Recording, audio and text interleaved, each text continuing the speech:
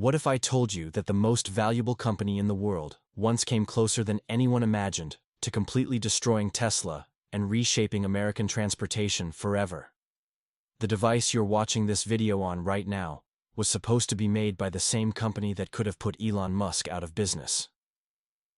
The untold story of how Apple almost replaced Tesla isn't just about two tech giants fighting over electric cars. It's about a secret $10 billion gamble that could have changed everything. And by the end of this video, you'll understand exactly why this failure might be the most expensive mistake in corporate history, and what it means for every American alive today.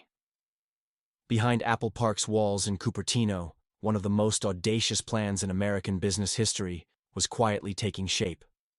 While the world obsessed over iPhone models and Tesla struggled to produce mass-market vehicles, Apple was assembling Project Titan, a clandestine operation that began in 2014 with a revolutionary goal: build an electric car so advanced that it would make Tesla look like a relic from the past. This wasn't just another tech company dabbling in automotive fantasies. This was Apple, the company that revolutionized personal computing, transformed the music industry, and redefined smartphones, now targeting the final frontier of consumer technology. Whoever controlled America's transition to electric vehicles wouldn't just control transportation. They would control the data, infrastructure, and ultimately, the economic future of the most powerful nation on Earth. The timing seemed perfect for Apple's automotive ambitions. In 2014, Tesla was producing fewer than 32,000 vehicles yearly, hemorrhaging money, and constantly teetering on bankruptcy. Traditional automakers treated electric vehicles as expensive toys rather than the inevitable future. Apple sat on more cash than most countries' GDP, and had proven with the iPhone that consumers would pay premium prices for seamlessly integrated technology. The company believed they possessed a secret weapon no automotive company could match: ecosystem creation. While Tesla focused on better batteries and motors, Apple envisioned something far more ambitious. They imagined a car as intuitive as an iPhone, as beautifully designed as a MacBook, and as essential as the App Store. The vehicle would sync with your iPhone, predict destinations, and integrate with home automation.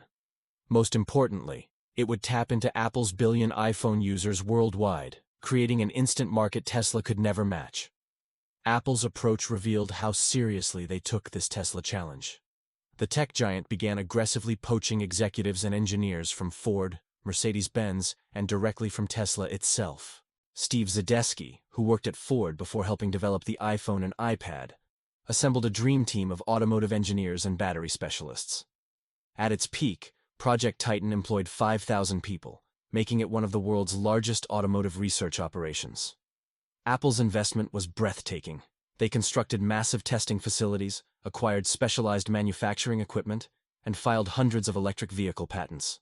Unlike other tech companies content with developing software or partnering with manufacturers, Apple was determined to control every aspect of the vehicle experience, from hardware to software to user interface.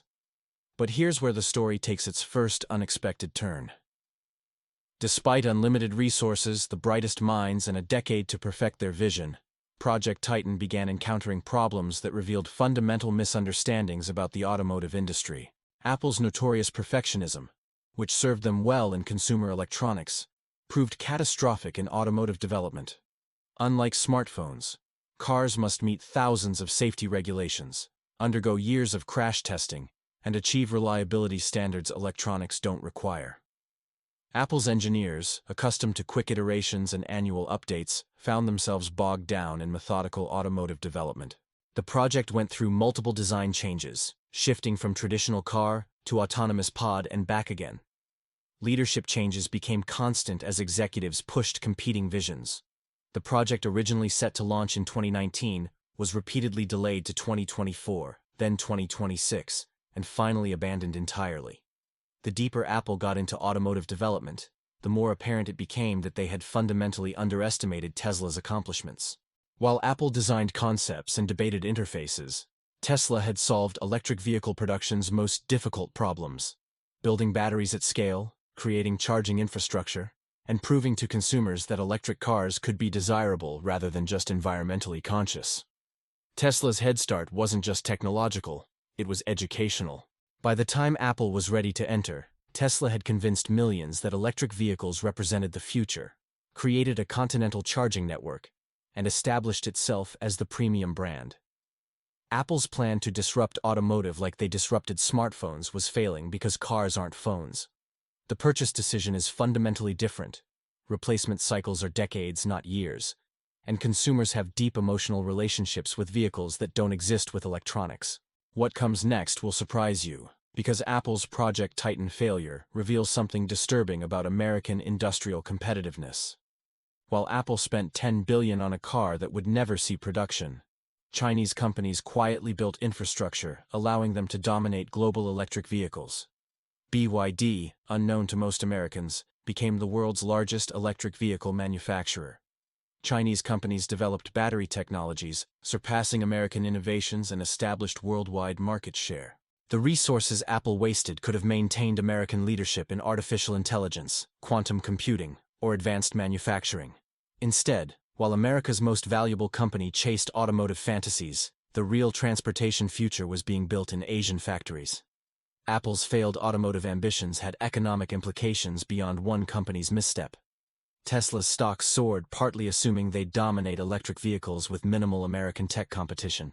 Apple's market entry would have forced Tesla to compete on features, pricing, and innovation rather than riding the adoption wave.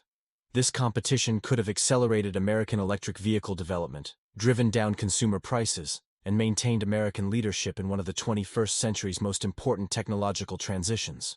Instead, Apple's withdrawal left Tesla as the only major American company with comprehensive electric vehicle capabilities exactly when global transition was accelerating. But here's the real twist that changes everything about this story. Apple's failure wasn't about cars at all. It was about something fundamental to American technological dominance. Project Titan was Apple's attempt to diversify beyond the iPhone, before smartphone market saturation, but their inability to enter automotive revealed critical American innovation weaknesses.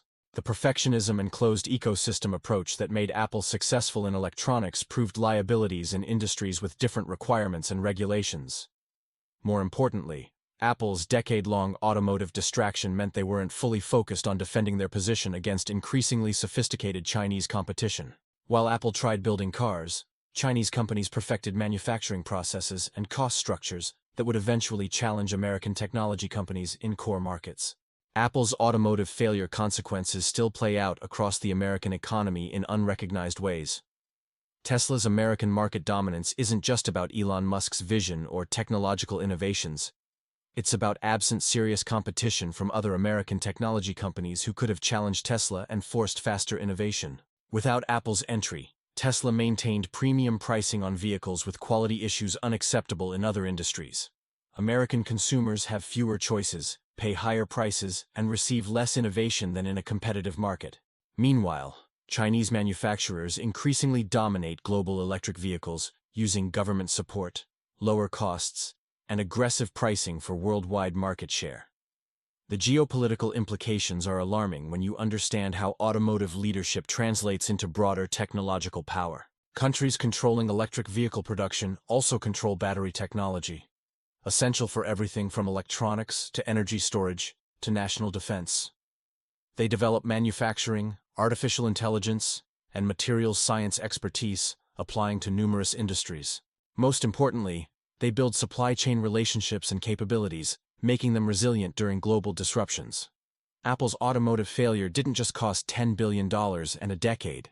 It cost America a chance to maintain leadership in one of the 21st century's most strategically important industries. This gets more concerning when Apple's automotive failure represents a broader pattern of American tech companies struggling beyond core competencies. Google's self-driving project has developed over a decade without commercial viability. Amazon's drone delivery promises failed despite years of investment. Meanwhile, Chinese companies successfully expanded from manufacturing to design, copying to innovating, price competition to feature competition. American companies, once seeming invincible, increasingly struggle maintaining dominance even in home markets. What happened next reveals Apple's decade-long distraction's true cost. In February 2024, the company officially canceled Project Titan, reassigning employees to artificial intelligence projects and writing off one of American business history's most expensive corporate failures. The timing was particularly unfortunate because 2024 marked rapid global electric vehicle adoption's beginning, with governments worldwide implementing policies making internal combustion engines obsolete within the next decade. Apple's automotive exit came just as markets became mature enough to support the premium, integrated experience Apple excels at creating. The broader implications for American competitiveness are staggering considering what $10 billion in 10 years could have accomplished, directed toward maintaining American leadership in advantageous industries. That investment could have accelerated artificial intelligence, quantum computing, or renewable energy development. Instead, it was wasted on a project producing no commercial vehicles, while competitors gained ground, and foreign rivals established difficult-to-challenge positions. This brings us to the most important question every American should ask. What does Apple's failure to challenge Tesla tell us about America's ability to compete in 21st century defining industries? The answer is sobering and urgent. America's technological dominance was built on companies' ability to enter new markets, disrupt existing industries, and create entirely new product categories. When even the most successful American companies struggled diversifying beyond core competencies, it suggests the American innovation system may be becoming less dynamic and more vulnerable to focused competitors. The factors causing Apple's automotive failure are present in many other American technology companies, and could lead to similar critical industry failures. The story of how Apple almost replaced Tesla is ultimately about American industrial policy, corporate strategy, and technological leadership's future. It reveals that having the most valuable companies, advanced technology, and financial resources doesn't guarantee emerging industry success. American companies must adapt strategies, improve execution, and focus investments to maintain leadership where competitors become more sophisticated and government strategic industry support increases. Most importantly, it demonstrates that the window for American companies establishing critical future industry leadership is rapidly closing. And missing these opportunities' consequences extend beyond individual company profits to encompass America's economic security and technological sovereignty. The next chapter is being written now, determining whether America maintains its leading technological power position or becomes increasingly dependent on foreign companies for modern life-defining technologies. Companies and government policies learning from Apple's automotive failure and applying lessons to artificial intelligence, quantum computing, biotechnology, and emerging industries will shape America's competitive position for decades. The stakes couldn't be higher, and action time is running out faster than most realize. What we do next will determine not just American technology companies' future, but American economic and technological leadership's future in a world where that leadership can no longer be taken for granted.